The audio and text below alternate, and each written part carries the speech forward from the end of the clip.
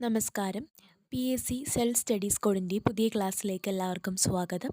നമ്മൾ പഠിച്ചുകൊണ്ടിരുന്നത് ഇന്ത്യൻ ഭൂപ്രകൃതിയാണ്. അതിൽ ഉത്തരപർവ്വത മേഖലയെ നമ്മൾ ട്രാൻസ് ഹിമാലയം പഠിച്ചു അല്ലേ? ഉത്തരപർവ്വത മേഖലയെ ട്രാൻസ് ഹിമാലയം, ഹിമാലയം, കിഴക്കൻ മലനിരകൾ എന്നിങ്ങനെ തരംതിരിക്കാമെന്ന് പറഞ്ഞു. അതിൽ ആദ്യത്തെ ക്ലാസ്സിൽ നമ്മൾ ട്രാൻസ് ഹിമാലയം പഠിച്ചു. അടുത്ത് നമുക്ക് ഹിമാലയത്തെക്കുറിച്ചാണ് പഠിക്കാനുള്ളത്. ഹിമാലയൻ നിരകളെ പറ്റിയിട്ടാണ് പഠിക്കാനുള്ളത്. അപ്പോൾ കഴിഞ്ഞ ക്ലാസ്സുകളെല്ലാം എല്ലാവരും കണ്ടു പഠിച്ചു, എക്സാമും അറ്റൻഡ് ചെയ്തു എന്ന് വിശ്വസിക്കുന്നു. നമ്മുടെ ടെലിഗ്രാം ചാനലിൽ പഠിച്ച ക്ലാസ്സുകളുടെയൊക്കെ റിവിഷൻ എക്സാം എല്ലാ സൺഡേയും ഇടുന്നതായിരിക്കും. അപ്പോൾ അത് അറ്റൻഡ് ചെയ്യാത്തവരുണ്ടെങ്കിൽ അറ്റൻഡ് ചെയ്യുക. നോട്ട് എഴുതി നല്ല രീതിയിൽ തന്നെ പ്രിപ്പയർ ചെയ്യുക. ആദ്യമായിട്ട് നമ്മുടെ ക്ലാസ്സുകൾ കാണുന്നവരുണ്ടെങ്കിൽ ചാനൽ സബ്സ്ക്രൈബ് ചെയ്യുക. ഇതുപോലുള്ള ക്ലാസ്സുകൾ നിങ്ങൾക്ക് ഇനിയും ലഭിക്കുന്നതായിരിക്കും. അപ്പോൾ ന്യൂ SCERT ക്ലാസ്സുകളൊക്കെ നമ്മൾ ഉടൻ തന്നെ ആരംഭിക്കുന്നതാണ്. ആദ്യം തന്നെ നമുക്ക് എന്താണ് ഈ ഹിമാലയം എന്ന് പറയുന്ന വാക്കിൻ്റെ അർത്ഥം എന്ന് നോക്കാം. സംസ്കൃതത്തിൽ ഈ ഹിമാലയം എന്ന് പറയുന്ന വാക്കിൻ്റെ അർത്ഥം മഞ്ഞിൻ്റെ വാസസ്ഥലം എന്നാണ്. ഹിമാലയം എന്ന വാക്കിൻ്റെ അർത്ഥം എന്താണ്? മഞ്ഞിൻ്റെ വാസസ്ഥലം എന്നാണ്.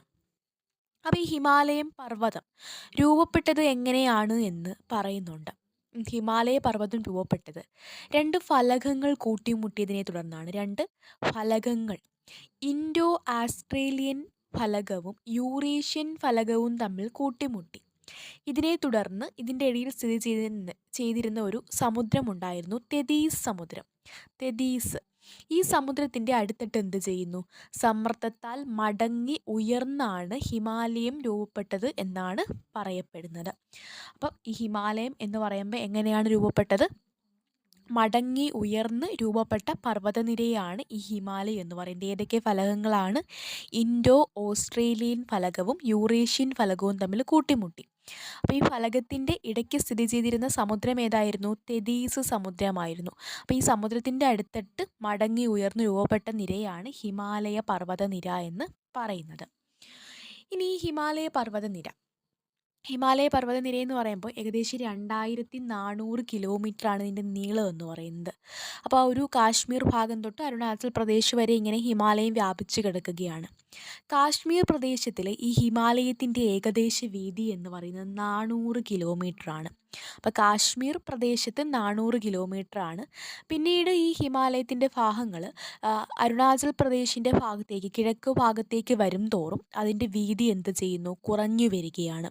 അപ്പോൾ അരുണാചൽ പ്രദേശ് ഭാഗത്ത് വീതി വരുന്നത് 150 കിലോമീറ്ററാണ്. അപ്പോൾ കാശ്മീർ ഭാഗത്ത് ഹിമാലയത്തിൻ്റെ ഏകദേശ വീതി എന്ന് പറയുന്നത് എത്രയാണ്? 400 കിലോമീറ്ററാണ്. അരുണാചൽ പ്രദേശിൽ 150 കിലോമീറ്റർ. അപ്പോൾ കിഴക്ക് ഭാഗത്തേക്ക് വരും തോറും ഹിമാലയത്തിൻ്റെ എന്ത് ചെയ്യുന്നു? വീതി കുറഞ്ഞ് വരികയാണ്. ഇനി ഹിമാലയം എന്ന് പറയുന്നത് ലോകത്തിലെ ഏറ്റവും ഉയരം കൂടിയ പർവ്വതനിരയാണ് ഹിമാലയം എന്ന് പറയുന്നത്. അതുപോലെ ലോകത്തിലെ ഏറ്റവും വലിയ മടക്ക് പർവ്വതം, ഏറ്റവും പ്രായം കുറഞ്ഞ മടക്ക് പർവ്വതം, ഇതെല്ലാം എന്താണ്? ഹിമാലയമാണ് എന്ന് അറിഞ്ഞിരിക്കുക. അപ്പോൾ ഹിമാലയത്തെക്കുറിച്ച് എന്തൊക്കെ പഠിച്ചു? മഞ്ഞിൻ്റെ വാസസ്ഥലം എന്ന് അർത്ഥം വരുന്നു. പിന്നീട് ഇൻഡോ ആസ്ട്രേലിയൻ ഫലകവും യൂറേഷ്യൻ ഫലകവും തമ്മിൽ കൂട്ടിമുട്ടിയിട്ടാണ് ഹിമാലയം ഉണ്ടാകുന്നത്. കാശ്മീർ ഭാഗത്ത് 400 കിലോമീറ്ററാണ് ഇതിൻ്റെ വീതി. അരുണാചൽ പ്രദേശ് ഭാഗത്ത് 150 കിലോമീറ്ററാണ് വീതി. ഏറ്റവും പ്രായം കുറഞ്ഞ മടക്ക് പർവ്വതം, ലോകത്തിലെ ഏറ്റവും വലിയ മടക്ക് പർവ്വതമൊക്കെ ഹിമാലയമാണ് എന്ന് അറിഞ്ഞിരിക്കുക. ഓക്കെ ആണല്ലോ ഇത്രയും കാര്യങ്ങൾ. ഇനി നമുക്ക് നദീ താഴ്വരകളുടെ അടിസ്ഥാനത്തിൽ ഹിമാലയത്തെ നമുക്ക് 4ആയിട്ട് തരംതിരിക്കാനായിട്ട് പറ്റും. നദീ താഴ്വരകളുടെ അടിസ്ഥാനത്തിൽ ഹിമാലയത്തെ എത്രയായിട്ട് തരംതിരിക്കാം? 4ആയിട്ട് തരംതിരിക്കാം. ഏതൊക്കെയാണെന്ന് നോക്കാം. ായിട്ടുള്ളത് ഹിമാലയത്തെ നമുക്ക് 3ആയി തരംതിരിക്കാം: ഹിമാദ്രി, ഹിമാചൽ, സിവാലിക്. ആദ്യത്തേത് ഹിമാദ്രി. ഹിമാലയത്തിലെ ഏറ്റവും ഉയരം കൂടിയ പർവ്വതനിരയാണ് ഹിമാദ്രി എന്ന് പറയുന്നത്. ഹിമാലയത്തിൻ്റെ വടക്കേ അറ്റത്തുള്ള ഹിമാദ്രിയാണ് ആദ്യം നമുക്ക് പഠിക്കാനായിട്ട് ഉള്ളത്. ഹിമാലയത്തിൻ്റെ ഏത് ഭാഗത്താണ് കാണപ്പെടുന്നത്? വടക്കേ അറ്റത്താണ് കാണപ്പെടുന്നത്. ഈ ഒരു ഹിമാദ്രിയാണ് ഗ്രേറ്റർ ഹിമാലയ, ഇന്നർ ഹിമാലയ എന്നീ പേരുകളിലൊക്കെ അറിയപ്പെടുന്നത്. ഇന്നർ ഹിമാലയ, ഗ്രേറ്റർ ഹിമാലയ എന്നീ പേരുകളിലൊക്കെ അറിയപ്പെടുന്നത് ഹിമാദ്രിയാണ്. ഇനി ഹിമാദ്രിയിലാണ് ലോകത്തെ ഉയരം കൂടിയ 10 കൊടുമുടികളിൽ 9 കൊടുമുടികളും സ്ഥിതി ചെയ്യുന്നത് ഹിമാദ്രിയിൽ തന്നെയാണ്. അപ്പോൾ ഉയരം കൂടിയ കൊടുമുടികളൊക്കെ സ്ഥിതി ചെയ്യുന്നത് ഹിമാലയത്തിൻ്റെ ഭാഗമായിട്ടുള്ള ഹിമാദ്രിയിലാണ് എന്ന് അറിഞ്ഞിരിക്കുക.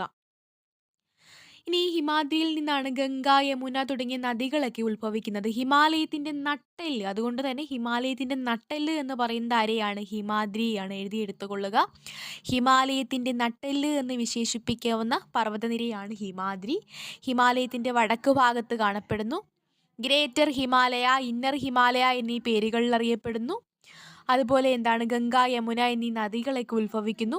ഉയരം കൂടിയ 10 കൊടുമുടികളിൽ 9 സ്ഥിതി ചെയ്യുന്നത് ഏതിലാണ്? ഹിമാദ്രി നിരയിലാണ് എന്ന് അറിഞ്ഞിരിക്കുക. ക്ലിയർ ആണല്ലോ. ഇനി അടുത്ത ഭാഗത്തിലേക്ക് പോവാം. ഏതൊക്കെയാണ് ഈ കൊടുമുടികളെന്ന് നമുക്ക് നോക്കാം. ഈ ഹിമാദ്രിയിൽ നിന്ന് ഉത്ഭവിക്കുന്ന ഏറ്റവും പ്രധാനപ്പെട്ട കൊടുമുടികളിൽ ലോകത്തിലെ ഏറ്റവും ഉയരം കൂടിയ കൊടുമുടിയായിട്ടുള്ള എവറസ്റ്റ്, എവറസ്റ്റ് സ്ഥിതി ചെയ്യുന്നത് എവിടെയാണ്? ഹിമാദ്രി നിരകളിലാണ് എന്ന് അറിഞ്ഞിരിക്കുക. ഹിമാലയത്തിലെ ഏറ്റവും ഉയരം കൂടിയ കൊടുമുടിയാണ്, ലോകത്തിലെ ഏറ്റവും ഉയരം കൂടിയ കൊടുമുടിയാണ് ഇതെന്ന് പറയുന്നത് എവറസ്റ്റ് എന്ന് പറയുന്നത്. ഈ എവറസ്റ്റ് ഏത് രാജ്യത്താണ് സ്ഥിതി ചെയ്യുന്നത്? എവറസ്റ്റ് സ്ഥിതി ചെയ്യുന്ന രാജ്യം ഏതാണ്? നേപ്പാളിലാണ് എവറസ്റ്റ് സ്ഥിതി ചെയ്യുന്നത്.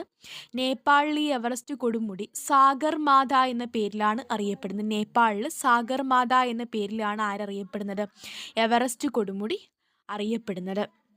ഇനി ഈ ആദ്യമായിട്ട് എവറസ്റ്റ് കീഴടക്കിയത് ആരൊക്കെയാണ്? എഡ്മണ്ട് ഹിലാരിയും ടെൻസിംഗ് നോർഗെയുമാണ് ആദ്യമായിട്ട് എവറസ്റ്റ് കീഴടക്കുന്നത്. എന്നാണ് ആദ്യമായിട്ട് എവറസ്റ്റ് കീഴടക്കുന്നതെന്ന് അറിയാമോ? 1953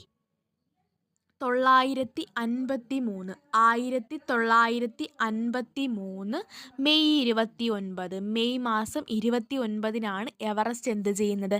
കീഴടക്കുന്നത്. അതുകൊണ്ട് തന്നെ ഈ മെയ് 29 എവറസ്റ്റ് ദിനമായിട്ട് ആചരിക്കുന്നത്. ഇനി എവറസ്റ്റിൻ്റെ ഉയരം എത്രയാണ്? 8848 മീറ്ററാണ് എവറസ്റ്റിൻ്റെ ഉയരമെന്ന് പറയുന്നത്. അപ്പോൾ എന്തൊക്കെ പഠിച്ചു? ലോകത്തിലെ ഏറ്റവും ഉയരം കൂടിയ കൊടുമുടിയായിട്ടുള്ള എവറസ്റ്റ് ഹിമാദ്രിയിലാണ് സ്ഥിതി ചെയ്യുന്നത്. മൗണ്ട് എവറസ്റ്റ് സ്ഥിതി ചെയ്യുന്ന രാജ്യം ഏതാണ്? നേപ്പാളിലാണ്. 8848 മീറ്ററാണ് എവറസ്റ്റിൻ്റെ ഉയരം. നേപ്പാൾ രാജ്യത്തിൽ സ്ഥിതി ചെയ്യുന്നു. നേപ്പാളിൽ ഇത് സാഗർമാത എന്ന പേരിലാണ് അറിയപ്പെടുന്നത്. ആദ്യമായിട്ട് എവറസ്റ്റ് കീഴടക്കിയത് എഡ്മണ്ട് ഹിലാരിയും ടെൻസിംഗ് നോർഗെയുമാണ്. 1953 മെയ് 29-നാണ് എവറസ്റ്റ് ആദ്യമായിട്ട് കീഴടക്കുന്നത്. അതുകൊണ്ട് തന്നെ എവറസ്റ്റ് ദിനമായിട്ട് ആചരിക്കുന്നത് മെയ് 29 ആണ് എന്ന് അറിഞ്ഞിരിക്കുക. പീക്ക് 15 എന്ന് പറയുന്നത് എവറസ്റ്റിൻ്റെ മറ്റൊരു പേരാണ്. അതുപോലെ മൗണ്ട് എവറസ്റ്റിനെ കൂടാതെ കാഞ്ചൻജംഗ, നങ്ക പർവ്വതം ഇതെല്ലാം ഹിമാദ്രിയിൽ തന്നെയാണ് സ്ഥിതി ചെയ്യുന്നത്. എവറസ്റ്റിനെ പോലെ പ്രധാനപ്പെട്ട കൊടുമുടികളായിട്ടുള്ള കാഞ്ചൻജംഗ, നങ്ക പർവ്വതം ഇതെല്ലാം സ്ഥിതി ചെയ്യുന്നത് എവിടെയാണ്? ഹിമാദ്രിയിലാണ്. അപ്പോൾ കാഞ്ചൻജംഗയെക്കുറിച്ച് നമുക്ക് എന്തൊക്കെയാണ് പഠിക്കാനുള്ളത്? എവറസ്റ്റിനെ കുറിച്ച് ഏറ്റവും പ്രധാനപ്പെട്ട കാര്യങ്ങൾ നമ്മൾ പഠിച്ചു. ഇനി കാഞ്ചൻജംഗയെക്കുറിച്ച് എന്തൊക്കെയാണ് പഠിക്കാനുള്ളത്? ഈ കാഞ്ചൻജംഗ ഇന്ത്യയിലെ ഏറ്റവും ഉയരം കൂടിയ രണ്ടാമത്തെ കൊടുമുടിയാണ് കാഞ്ചൻജംഗ എന്ന് പറയുന്നത്. എന്നാൽ പൂർണ്ണമായും ഇന്ത്യയിൽ സ്ഥിതി ചെയ്യുന്ന ഉയരം കൂടിയ കൊടുമുടിയാണ് കാഞ്ചൻജംഗ. വ്യത്യാസം മനസ്സിലാക്കുക. ഇന്ത്യയിലെ ഏറ്റവും ഉയരം കൂടിയ കൊടുമുടി ചോദിക്കുകയാണെങ്കിൽ അത് നമ്മൾ കഴിഞ്ഞ ദിവസം പഠിച്ചു. ഏതായിരുന്നു? മൗണ്ട് K2 ആണ് ഇന്ത്യയിലെ ഏറ്റവും ഉയരം കൂടിയ കൊടുമുടി. എന്നാൽ ഇന്ത്യയിലെ ഏറ്റവും ഉയരം കൂടിയ രണ്ടാമത്തെ കൊടുമുടിയാണ് കാഞ്ചൻജംഗ. എന്നാൽ പൂർണ്ണമായും ഇന്ത്യയിൽ ഇങ്ങനൊരു വാക്കുണ്ടെങ്കിൽ അതേതാണ്? കാഞ്ചൻജംഗ തന്നെ നമുക്ക് പറയാം. പൂർണ്ണമായും ഇന്ത്യയിൽ സ്ഥിതി ചെയ്യുന്ന ഉയരം കൂടിയ കൊടുമുടി ചോദിക്കുകയാണെങ്കിൽ അത് കാഞ്ചൻജംഗയാണ്. മഞ്ഞിലെ 5 നദികൾ എന്നാണ് ഈ കാഞ്ചൻജംഗ എന്ന് പറയുന്ന വാക്കിൻ്റെ അർത്ഥം എന്ന് പറയുന്നത്. മഞ്ഞിലെ 5 നദികളാണ് കാഞ്ചൻജംഗ എന്ന് പറയുന്ന വാക്കിൻ്റെ അർത്ഥം. കൊടുമുടികളുടെ ശൃംഗത്തിൽ ചവിട്ടരുത് എന്ന വ്യവസ്ഥയോടെ മാത്രം പർവ്വതാരോഹകരെ കയറ്റിവിടുന്ന കൊടുമുടിയാണ് കാഞ്ചൻജംഗ. കൊടുമുടികളുടെ ശൃംഗത്തിൽ ചവിട്ടരുത് എന്ന വ്യവസ്ഥയോടെ പർവ്വതാരോഹകരെ കയറ്റിവിടുന്ന കൊടുമുടിയാണ് കാഞ്ചൻജംഗ എന്ന് പറയുന്നത്. അപ്പോൾ ഈ കാഞ്ചൻജംഗ, എവറസ്റ്റ്, നന്ദാദേവി ഇതുപോലത്തെ കൊടുമുടികളെല്ലാം സ്ഥിതി ചെയ്യുന്നത് എവിടെയാണ്? ഹിമാദ്രി പർവ്വതത്തിലാണ് എന്ന് അറിഞ്ഞിരിക്കുക. ഓക്കെ ആണല്ലോ. ഇനി നമുക്ക് പഠിക്കാനായിട്ടുള്ളത് ഹിമാചലാണ് നമുക്ക് പഠിക്കാനായിട്ട് ഉള്ളത്. നമ്മൾ ഹിമാദ്രി പഠിച്ചു. അടുത്ത ഹിമാലയത്തിൻ്റെ ഡിവിഷനാണ് ഹിമാചൽ എന്ന് പറയുന്നത്. അടുത്തത് നമുക്ക് ഹിമാചലിനെ പറ്റിയിട്ടുള്ള കാര്യങ്ങൾ നോക്കാം.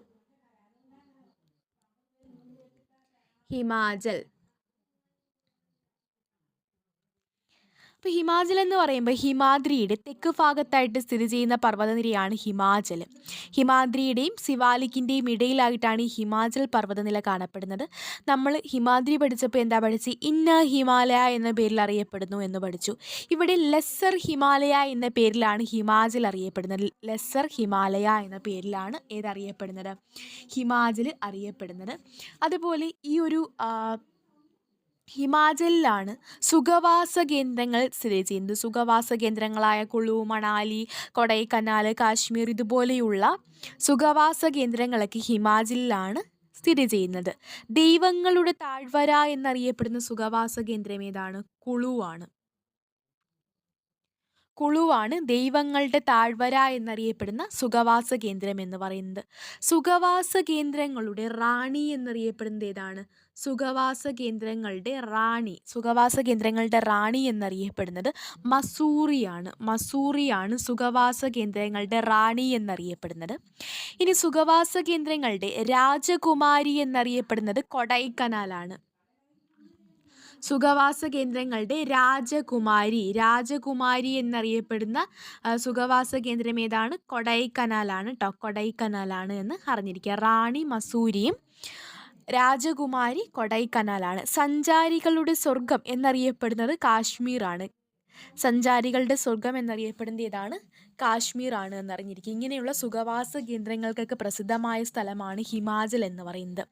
അതുപോലെ ഈ ഹിമാചലിലെ പ്രധാനപ്പെട്ട പർവ്വതനിരകളാണ് പീർപ്പാഞ്ചൽ, ധൗലാധാർ, മഹാഭാരത്. ഇങ്ങനെയുള്ള പർവ്വതനിരകളൊക്കെ ഹിമാചലിലാണ്. ഹിമാചലിൽ നമ്മൾ എവറസ്റ്റും കാഞ്ചൻജംഗയൊക്കെ പഠിച്ചു.